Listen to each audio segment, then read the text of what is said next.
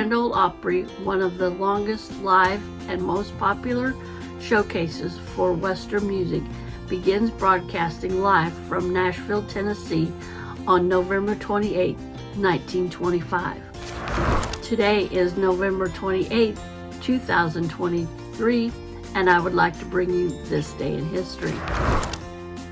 The showcase was originally named the Barn Dance after a Chicago radio program called the National Barn Dance that had begun broadcasting the previous year. Impressed by the popularity of the Chicago-based National Barn Dance, producers at WSM Radio in Nashville decided to create their own version of the show to cater to the Southern audiences who could not receive Chicago signal. Both the Grand Ole Opry and the National Barn Dance aired on Saturday nights and featured folk music, fiddling, and a relatively new genre of country and western music. Both shows created a growing audience for a uniquely American style of music and were launching grounds for many America's most loved musicians. Singing cowboy Gene Autry got his first break on the National Barn Dance. The WSM producers recognized that Americans were growing nostalgic for the rural past, so all live performers at the Grand Ole Opry were required to dress in period costumes and adapt old-time names. The 4.5-hour Grand Ole Opry program became one of the most popular broadcasts in the South, and like its Chicago cousins, helped make country and western an enduring part of the popular American musical landscape. Now I'd like to bring you yet another This Day in History. On November 28, 1943, President Franklin Delano Roosevelt joins British Prime Minister Winston Churchill and Soviet leader Joseph Stalin at a conference in Iran to discuss strategies for winning World War II and potential terms for a peace settlement. Tehran, Iran, was chosen as the site for the talks largely due to its strategic importance to the Allies. The United States was able to get supplies to the Soviets through Iran when Germany controlled most of Europe, the Balkans, and North Africa, and German U-boats attacked on Allied shipping in Atlantic Ocean and the North Sea made transportation treacherous. When First Lady Eleanor and the couple's daughter Anna expressed a desire to accompany Roosevelt to Iran, he flatly refused, saying there would be no women allowed at the preliminary conference between himself and Churchill in Cairo or at the Tehran meeting. Eleanor and Anna were incensed to find out later that Churchill's wife, Madame Chiang Kai-shek from China, had made the trip. Roosevelt was in his third term as president in 1943. According to biographer Doris Kearns Goodwin, instead of feeling trepidation about the dangers of a secret trip through war zone, Roosevelt was eager to meet again with his friend Churchill. He also expressed excitement at the prospect of meeting Stalin for the first time and relished the challenge of being stern, forbidding Soviet leaders into the Pacific War again against Japan. The Big Three, as the leaders were known, discussed ways to defeat Nazi Germany and agreed upon an invasion of Normandy, codenamed Operation Overlord, which was launched in June 1944. In return for Americans' help in defeating Germany, on the Eastern Front, Stalin promised to help the United States win its war against Japan. The meeting was so friendly that Churchill later expressed unease at Roosevelt's extraordinary effort to charm and accommodate Stalin. Churchill would have preferred an indirect assault on Germany to overlord and mistrusted the Soviet leader. For his part, Stalin wanted a territorial buffer between the Soviet Union and Germany, made up of former Baltic nations, Poland, and part of Germany, to be a part of any post-war peace settlement. In a joint declaration issued December 1st, Churchill, Stalin, and Roosevelt recognized the extreme responsibility resting upon us and all United Nations to make a peace which will command the goodwill of the overwhelming mass of peoples for the world and banish the scourge and terror of war for many generations. After the Tehran meeting, Roosevelt and Churchill traveled back to Cairo, where they discussed who would lead Operation Overlord. After some discussion, they agreed on General Dwight D. Eisenhower, who in 1953 would become the 34th President of the United States. Now I would like to elaborate on my last story about how World War II Tehran Conference tested the unity of the Big Three Allies. For 4 days in November-December 1943, as World War II raged, Franklin D. Roosevelt, Winston Churchill, and Joseph Stalin met in a secret Iranian capital of Tehran, codenamed Eureka. The Tehran Conference was the first time all three Allied leaders had ever been face-to-face. Churchill may have exaggerated only slightly in saying that it probably represents the greatest concentration of worldly power that had ever been seen in the history of mankind. Expectations for the conference ran high on all sides. Its goal was not only to agree on a strategy to crush the Axis power of Nazi Germany and Imperial Japan, but to decide what the post-war should look like, assuming, of course, that the Allies actually won. That was a lot to achieve in their brief time together, especially given that one of the three men totally trusted the other two. But they all knew the stakes. Failing to get past their differences could easily prolong the war, or worse still, put Adolf Hitler and Emperor Hirohito on a path to victory. High-stakes meeting that almost didn't happen. Even arranging the conference had a test of wills. Roosevelt had tried unsuccessfully to meet with Stalin for several years, but Stalin, who was reportedly worried about assassinations and afraid to fly, had always declined. When Stalin finally agreed, he insisted the meeting be held in Tehran, then under joint Russian and British control. That distance and relatively out-of-the-way location made it difficult for Roosevelt, who, as president, would normally be away for no more than 10 days when Congress was in session. Otherwise, bills passed in his absence would become law without his signature, giving him no opportunity to exercise his veto power. Despite all that, the meeting came together. Dueling agendas and just 4 days to resolve them. Roosevelt, Churchill, and Stalin arrived in Tehran with their own agendas.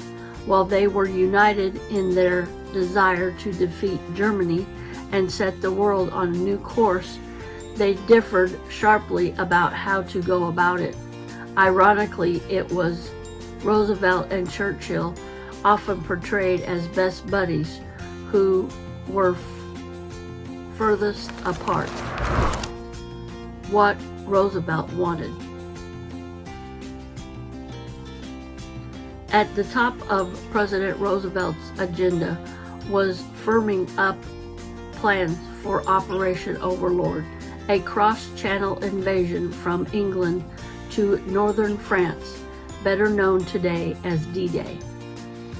At a May 1943 conference in Washington, D.C., the U.S. and Great Britain had agreed on a tentative date of May 1st, 1944 for the invasion.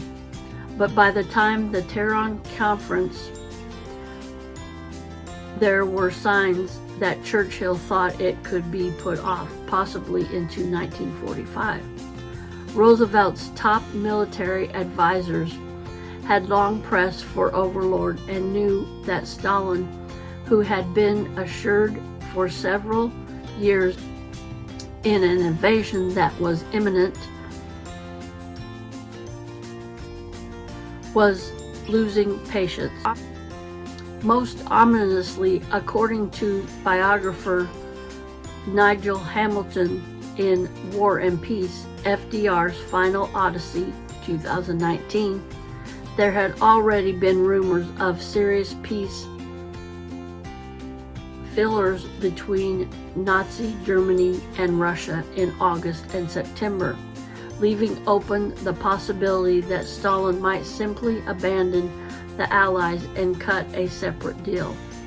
Roosevelt not only wanted Stalin to stay the course against Hitler, but to expand Russian operations into the Pacific and join the fight against Japan. The Soviet Union had held off declaring war on Japan, but it finally would in 1945. Roosevelt was also thinking past the defeat of Germany and Japan. He wanted both Churchill and Stalin to sign into his vision for a very different post-war, with the Big Three plus China serving as four policemen empowered to keep the peace. He brought with him plans for the United Nations, an organization he had named and would, according to a journalist who interviewed him shortly before his death, considered the crowning act of his career. What Churchill wanted. Churchill was considerably less enthusiastic about Operation Overlord, at least with the timing Roosevelt was pushing for, and that the British had agreed to the previous May. He also maintained that diverting resources from the Mediterranean theater would be premature. While Italy had officially surrendered, Rome remained in Germany's grasp. But the reason for his apparent change of heart had been a matter of historical debate ever since. In Closing the Ring, the fifth volume of his war memoirs, published in 1951, Churchill tried to defend himself against the charge that he had attempted to kill Operation Overlord, which he said had become a legend in America. He called the change nonsense and dismissed those who disagreed with his Mediterranean strategy as simpletons. While some historians have accepted Churchill's version of events, many later ones, drawing on recently released documents, have challenged it. Cambridge historian David Reynolds, for example, writes in his 2005 book, In Command of History, that Churchill's suppressed or doctored key pieces of evidence regarding his opposition to Operation Overlord in his memoirs. Hamilton remains that Churchill did everything possible to subvert, sabotage, and postpone D-Day. Precisely why Churchill would have opposed D-Day at that point may never be known, but there are any number of theories. Was he concerned about expensive British casualties? Did he think the invasion would fail and give Hitler a strategic edge? Was he trying to guarantee that the border British Empire survived the war intact? The Mediterranean region was strategically vital for that purpose, while northern France didn't make much difference. What Stalin wanted. The ruthless Russian dictator might have gone to any lengths to get what he wanted at the Tehran Conference, but he ultimately did not have to, since his agenda and Roosevelt's were largely aligned. That didn't stop him from bugging Roosevelt's room at the Russian embassy where the Americans stayed. The Americans, however, figured that the rooms were bugged and made a point of playing to the hidden microphones. What Stalin wanted most was a definite commitment that his allies would open up the long-promised Western Front in France, forcing Hitler to split his troops and fight on two fronts. He also wanted a firm date and agreed on May 1st. He sided with Roosevelt against Churchill in devoting more resources to the Mediterranean, which he considered unnecessary distractions, and as part of the bargain, he agreed to launch an offense on Eastern Front to coincide with D-Day, so that Hitler couldn't easily divert his troops to repel the invasion.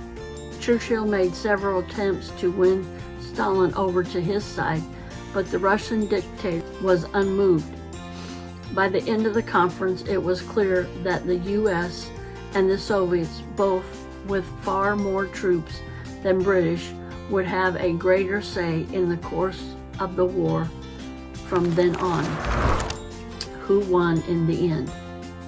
While some of Roosevelt's critics have claimed the crafty Stalin played the president like a Balanka, a criticism also leveled after the Yalta Conference in 1945. Roosevelt came home with virtually everything he wanted, although he wouldn't live to see all of it come to pass. Stalin did as well, to include an agreement to expand Russia's border into former Polish territory, which he saw as a way to create a buffer between his country and Germany, and which foreshadowed his later aggression in Eastern Europe. Churchill failed in his primary mission of putting off D-Day, but seems to have made the best of it. Importantly, for the sake of the Allied unity, he didn't withdraw British troops for the planned invasion or follow through on his threat to resign as Prime Minister if he didn't get his way. And when the weather-delayed invasion finally began on June 6, 1944, he supported it with his customary eloquence. Days after the conference ended, the three leaders released a statement that gave no hint of dissension. "We came here with hope and determination," the statement concluded. "We leave here friends in fact, in spirit, and in purpose." I want to thank you for watching today, and as always, stay safe and stay blessed. And remember to smile, because I love you, but more importantly, our Lord and Savior Jesus Christ loves you, and that's the best love that you could have. If you like the content of this video, please give it a thumbs up and comment down below. Those two things really help my channel, but what really helps me out is if you subscribe to my channel. Come on over and join our little serendipity subby family we have here. All right, everybody, have a blessed day, and I'll see you in my next video. Bye, everybody.